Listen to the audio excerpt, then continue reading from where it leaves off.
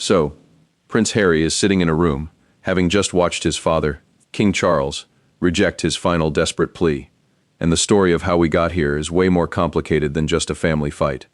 It's a story about how a monarchy draws a line in the sand, not with a sword, but with a carefully worded palace statement that basically says, the Duke and Duchess of Sussex titles are stripped, and that decision is permanent.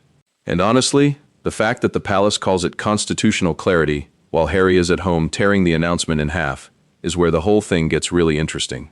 Before we go deeper into what this really means for the royal family, make sure you subscribe so you don't miss a single update. Charles lowered his eyes to the page and stopped at the handwritten lines about Archie and Liette. The king read them twice. Then he placed the appeal flat against the desk and kept one hand over it, as though pressure could hold back what was coming. The Duke and Duchess of Sussex titles were royal dignities granted through the crown, meaning they linked Harry and Meghan to the institution after they stepped away from official service. Removing them would not simply change two names. It would close the last formal bridge between the couple and palace life. Harry waited for the response with a belief he could not admit aloud. He hoped his father would separate family pain from royal punishment. He expected anger, conditions, a warning. But he believed Charles might delay the announcement for the children. That hope collapsed when the reply arrived. The message offered no negotiation, no private concession, and no promise of another review. It said the dispute had moved beyond reconciliation and become a matter of institutional authority. The closed door changed everything. Charles understood that the royal household, the staff structure managing the monarch duties and decisions, was already moving toward confirmation. A palace secretary entered carrying the statement, its wording approved, and release time fixed. Harry's plea had reached the king before publication, but the machinery behind the decision had begun earlier. The monarch could still have stopped it. He chose not to. Harry read the rejection in silence. Meghan watched his expression change before he finally said that the titles were gone. He did not shout. He stared at the final line, where his father made clear the decision was permanent. Yet another wound waited beneath that verdict. Someone inside the family had argued that the Sussex titles could no longer be protected, and Harry had not learned whose voice had carried the greatest force. As the palace doors closed around Charles's decision, attention shifted to the people trapped on opposite sides of it, and to the personal wounds that had made compromise almost impossible. This was never merely a dispute over two royal titles. For Charles, it was a test of whether a king could protect the monarchy without destroying what remained of his relationship with his youngest son. For Harry, it was proof that every door back into the family had finally been locked. And for Meghan, watching from thousands of miles away, the decision carried a brutal message. The palace was no longer treating their separation as temporary. Harry held the phone close, but said nothing. Meghan watched him read the rejection, saw his breathing slow, and understood before he spoke. The Duke and Duchess of Sussex titles were royal styles granted by the crown, meaning they tied the couple's public identity to the monarchy. Losing them stripped away the last formal label connecting their work and marriage to the institution they had left behind. Charles remained seated after approving the announcement. The king looked toward an empty chair where his son had once argued, laughed, and waited for family meetings to begin. He knew the decision might protect royal authority, yet it could end every fragile attempt at reconciliation. Harry had lost the title. The monarch feared he had lost a son. Meghan finally asked the question neither wanted answered. Was this only about public usage, or had the palace made the removal permanent? Harry stared at the closing sentence. His silence told her everything. She asked whether Archie and Liette would now be treated differently. He could not promise they would not feel the consequence. William approached the wording with colder discipline. The prince believed a royal title could not remain a shield for someone who attacked the institution while drawing power from its name. Yet his position was personal. Every Sussex accusation had fallen across his wife, his father, and the future he was expected to protect. The final sentence almost offered an escape. A draft suggested the titles might be reviewed if circumstances changed. William crossed it out. According to a documented palace account prepared after the meeting, he argued that uncertain language would create another cycle of demands, briefings, and public pressure. Charles read the revised line and did not restore what had been removed. Harry believed his brother had closed the door. Meghan believed the palace had erased their final protection. Charles believed delay would make the damage worse, but none understood that one private confrontation had transformed years of bitterness into a decision the crown could no longer reverse. To understand why Charles refused even his son's final appeal, The story must return to the private gathering where Harry crossed the line the palace had warned him never to approach. For months, the palace had tolerated criticism, interviews, accusations, and humiliation. Yet, none of those moments alone triggered the removal of the Sussex titles.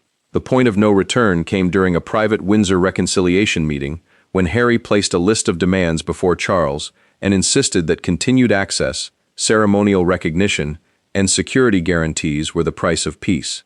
One sentence in that document changed the atmosphere in the room and convinced William that the arrangement could not continue. Harry entered the meeting carrying years of anger he had never released. Charles watched his son set the papers on the table, while William remained across from him. The Windsor meeting was meant to separate family healing from royal status, meaning they would discuss personal reconciliation without promising duties, ceremonies, or privileges. That distinction mattered because every failed invitation and accusation had blurred where the family ended and the institution began. Charles had resisted stripping the titles for one reason. The king feared the act would look like punishment and place Archie and Liette beneath a shadow created by adults. He had delayed reviews, softened briefings, and rejected proposals. Harry knew that hesitation existed, and he arrived believing it could be turned into leverage. The room tightened when Harry stated his condition. He told his father that there could be no peace unless he and Meghan received ceremonial recognition, security guarantees, and access to royal events on terms they helped define. William pushed his chair back. The prince asked whether family contact was now being offered as part of a bargain. Harry denied threatening anyone, but the words hung between them. One line changed everything. Harry's proposal demanded that the Sussex title be protected from any future review if he and Meghan never resumed royal duties. A royal dignity is an honor granted through the sovereign carrying authority because it comes from the crown. To William, making it permanently untouchable would separate privilege from responsibility. To Charles, it turned a wounded son's request into a direct test of royal control. Harry gathered the papers after his father refused to answer immediately. He left believing silence meant hesitation. Instead, Charles waited until the door closed, looked toward William, and asked for the constitutional file governing royal dignities to be brought to him that evening. According to a documented account prepared after the fictional meeting, the king gave one instruction: every option was now to be examined. The Windsor confrontation began the secret review, but it also prepared the ground for something more painful. Charles offered Harry one final private audience where father and son would say what years of statements never could before the night was over. No advisors sat between them. No cameras waited outside. Charles and Harry faced one another as father and son, but the crown was present in every silence. Harry asked whether the king truly intended to erase the title given to him on his wedding day. Charles answered that no one was erasing his identity. Then he delivered the sentence that ended the argument. Harry could not reject the responsibilities of royal life while demanding permanent ownership of its authority. Harry leaned forward, refusing to let the words settle. The private sitting room had been cleared of aides, lawyers, and secretaries, so nothing could be blamed on palace machinery. A royal title is an honor granted by the sovereign, carrying public status because it comes from the crown. Charles explained that the review was not about erasing his son, but about whether that authority could continue after years of separation from royal service. The accusation came hard. Harry told his father that William's future mattered more than his dignity, and that every decision now seemed designed to protect the heir while punishing the spare. Charles gripped the arm of his chair. The king did not raise his voice. He said love could not mean surrendering every boundary whenever his younger son felt shut out. Harry pushed again. He asked whether William had demanded the removal and whether the prince had written the final wording himself. Charles refused to pass the blame. The sovereign, he said, carried the decision alone. A sovereign is the reigning monarch, the person with final constitutional authority over royal honors. That answer did not comfort Harry. It made the rejection feel even more personal. The silence broke when Harry made one last plea. He asked that Meghan retain the Duchess title even if his own was taken, arguing that she should not lose an identity attached to their marriage. Charles shook his head. He knew the refusal would wound both of them, but preserving one title would leave the same contradiction untouched and invite another bitter fight almost immediately. Her title existed through the same royal grant as his, and the king would not split one decision into two exceptions. Harry rose slowly. He believed William had driven the process, and that his father was protecting him. Yet, a documented account of the private meeting later showed something more complicated. Charles had not acted under one voice. An alliance had formed inside the family, and each member had reached the same conclusion for a different reason. The door closed behind Harry, but in the adjoining room, another file waited, one that revealed how William, Anne, and the king had sealed his fate together. Harry believed his brother had engineered everything, yet the decision was not born from William's anger alone. Behind the palace walls, 3 royal figures had formed an uneasy agreement. Charles wanted stability, William demanded consistency, and Princess Anne feared that continued hesitation would weaken every future boundary of the crown. Their motives were different, but their conclusion was identical. The Sussex titles have become more than family honors. They had become symbols of a conflict the monarchy could no longer contain. William placed the draft beside the Windsor notes and spoke first. The prince argued that royal titles could not become permanent personal brands detached from service, while still drawing authority from the sovereign. A sovereign is the reigning monarch, whose approval gives royal honors their official force. To him, the issue was no longer revenge. It was whether the crown could demand responsibility from others, while allowing one exception to stand forever. Anne answered with colder precision. The Princess Royal warned that precedent, the example one decision creates for future cases, would outlive every person in the room if status remained untouched without duty. Future generations would inherit confusion over where privilege ended and service began. She produced notes from the Windsor confrontation preserved in a documented account, showing that Harry wanted permanent protection for the Sussex title while rejecting any return under the palace's existing conditions. Charles listened without interrupting. The king moved toward the window and admitted that signing the authorization might cost him his son completely. His voice did not break, but William heard the fear beneath it. The future king replied that uncertainty was already harming everyone. Catherine endured renewed attacks. Charles carried the strain, and Archie and Libet remained trapped inside a conflict they had never chosen. The room fell still when Anne pushed the file toward her brother. She did not celebrate. She reminded him that delay had once protected Harry, but now it protected the dispute itself. William agreed, though he insisted the final statement must not sound triumphant. None of them wanted victory. They wanted an ending strong enough to stop the monarchy from being pulled back into the same battle. Charles signed only after adding one instruction in his own hand. The announcement must not insult Harry, Meghan, Archie, or Liette. The king could remove royal status, but he would not permit the palace to attack his family while doing it. The ruling was fixed, yet careful language could not soften what followed, and the first collapse began at home. The palace called it constitutional clarity, but for Harry and Meghan, the words landed like an eviction from the last room they still occupied within royal history. The morning after the confirmation, nothing looked different, and yet, everything had changed. The house remained still. The children followed their familiar routine, and phones continued to vibrate across the kitchen counter. But every alert carried the same language. Former Duke, former Duchess, titles removed. Harry stood over a printed copy of the announcement, as though the words might rearrange themselves. Meghan read it once, placed it down, and asked the question neither of them was ready to answer. What remained now? Harry gripped the paper until the edges bent. The Duke and Duchess of Sussex titles had been royal styles, formal names linking the couple to the crown and public life. Their personal names remained unchanged, but every introduction, commercial reference, official letter, and ceremonial listing would now remove the words that had shaped their identity since their wedding. The loss mattered because it changed how the world would define them, and how the monarchy would distance itself from them. The silence broke when Harry tore the statement in half. He stared at the pieces, breathing hard, then bent down and gathered them almost immediately. Anger had given him one sharp second of relief, but it could not erase what the title meant. His marriage, his place in the family, and the final public bond to a life he had once believed would never fully reject him. Meghan remained composed until she opened a drawer and found an old wedding program. The words Duke and Duchess of Sussex still sat beneath their names, untouched by everything that followed. She ran one finger over the line, closed the drawer, and said nothing. Her control held, but Harry saw the humiliation beneath it. Their advisors called with warnings. Organizations were rewriting biographies. Business partners were removing royal references. And media outlets had already replaced current titles with former ones. According to a documented internal briefing, the changes were spreading faster than anyone expected. The decision was no longer trapped inside palace language. It was entering every contract, caption, introduction, and public record connected to them. Harry's phone vibrated again. Charles had sent a private message, expressing sorrow, but not regret. The king wrote that he understood the pain, and still loved his son. Yet, the decision would stand. That difference got deeper than the announcement itself. Sorrow meant his father felt the loss. No regret meant he would choose the same outcome again. With the titles gone, and Charles refusing to reconsider, Harry turned toward William. Beneath years of resentment, he hoped one truth might still change what came next. He needed to hear whether his brother had demanded descending, or accepted it, when Charles chose duty. There were no secretaries, no prepared notes, and no palace language to hide behind.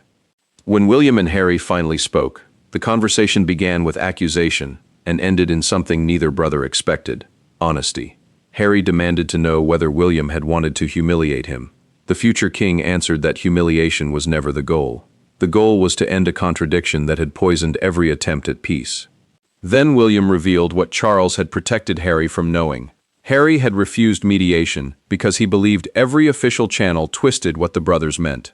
Mediation is a guided conversation led by a neutral person to help two sides speak safely. This time, no advisor softened the words. No courtier carried messages between them. William answered directly, admitting that he had supported removing the titles, but denying that he controlled Charles or pushed the announcement forward. Harry's anger rose before his voice did. He said the title was not merely a label. It connected him to his wedding, his military service, his grandmother's approval, and the future he once thought belonged to him. Losing it felt like watching those memories being stamped as invalid. William listened, then admitted that he no longer knew how to trust his brother. Still, the prince said he had never wanted Harry erased from the family. The silence changed when William revealed what the palace statement had concealed. According to a documented account of their private conversation, Charles had delayed the decision several times. The king had also removed harsher language that could have accused Harry and Meghan of exploiting royal status. He had chosen restraint even while choosing finality. Harry stopped defending himself. For the first time, he understood that his father's refusal had not come from cruelty alone. Charles believed another delay would deepen the conflict, encourage fresh demands, and weaken the crown's ability to set limits. A royal boundary is a rule separating family affection from official privilege, and the monarch had decided that line could no longer move. William did not ask for forgiveness. Harry did not offer it. Yet, the bitterness inside him shifted into grief, quieter and harder to fight. The brothers ended the call without reconciliation, but also without another threat. Outside that conversation, pressure was building. Editors prepared special editions, broadcasters cleared their schedules, and palace staff received instructions to offer no defense of the decision. Harry's pain was about to become public property, while William's guarded honesty would remain hidden from everyone.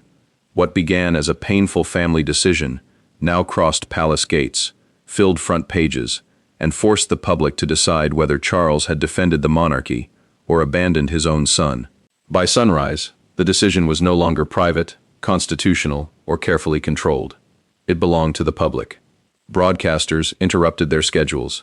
Commentators argued over loyalty and punishment, and crowds gathered outside Buckingham Palace, beneath a sky of flashing screens. One newspaper captured the entire crisis in 4 words printed across its front page: "The Crown chooses duty." Beneath the headline appeared 2 photographs: Charles alone at his desk and Harry leaving a car with his eyes lowered. Charles watched the morning broadcast in silence. The report called the decision the most complete royal separation since Harry and Meghan stepped away from official duties, meaning the couple had left their working roles while keeping a public connection to the crown. That connection now looks severed. Palace staff repeated one line: this was constitutional clarity. A formal attempt to make status match responsibility, not an act of personal revenge. The words still sounded personal. Charles heard a presenter describe the moment as a father formally closing the door on his son. The king reached for the remote and turned off the television before the segment ended. Across the distance, Harry watched clips of crowds outside Buckingham Palace. Some signs praised duty, others accused the monarchy of cruelty. His private plea had become public judgment, and strangers now debated his pain as though it belonged to them. One broadcast cut from the palace statement to footage of Harry and Meghan's wedding. The contrast was brutal. A day once presented as a symbol of renewal now appeared beside language declaring that the Sussex titles were gone. Meghan watched the sequence once, then looked away. Harry stayed fixed on the screen, hearing cheers from the past collide with condemnation in the present.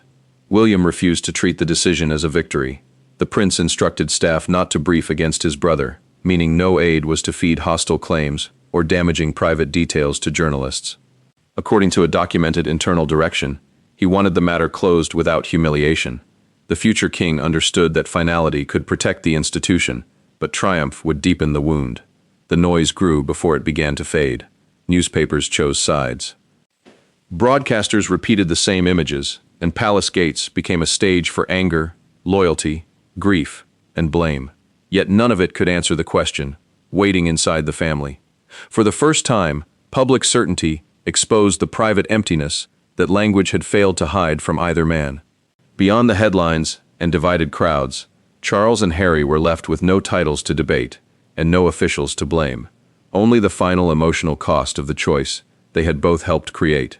In the end, there was no dramatic reversal, no hidden compromise, and no restoration waiting behind another palace door. The Sussex titles were gone.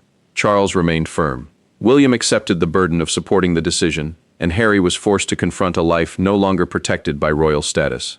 Yet, the final meaning of the moment was not simply that a king had defeated a rebellious son. It was that the monarchy had chosen certainty, knowing certainty would carry a deeply human price. Charles opened the final file once more, before it was sealed. Palace records, formal styles, official references, and future ceremonial arrangements had all been changed, making the removal final in practice, as well as language. A formal style is the official title used in royal documents and public ceremonies. That mattered, because every future invitation, announcement, and institutional record would now present Harry and Meghan without the designation that had tied their work to the crown. The king did not destroy his son's plea. He folded it carefully and placed it inside a private drawer, preserving the words beneath the dispute and the child beneath the anger. Charles had defended royal authority, but he could not pretend the decision brought peace. The monarchy stood firmer. The father sat alone with the cost. Harry faced the same truth from the other side. He returned the old wedding program to storage, no longer treating it as proof of a title he still possessed. It had become a memory of a chapter that was closed. Meghan understood that their public lives would continue, but every project would now stand without the royal designation that once connected it to the institution they had left. William accepted no victory. The prince understood that protecting the crown had not repaired his family. It had only created a boundary strong enough to stop the conflict from consuming the monarchy. According to a documented account of his private reflections, he believed the decision was necessary, but he never called it painless. No applause followed, because everyone understood what stability had demanded from them. Harry finally understood that Charles's rejection was not another invitation to negotiate. It was a permanent verdict. Freedom from royal duty had brought independence, but independence now demanded the surrender of royal privilege. The POW statement ended the argument over titles, and history recorded the verdict clearly. The crown would endure. Harry would move forward without its protection, and Charles would carry the private sorrow of a king who chose duty even when the cost was his own son.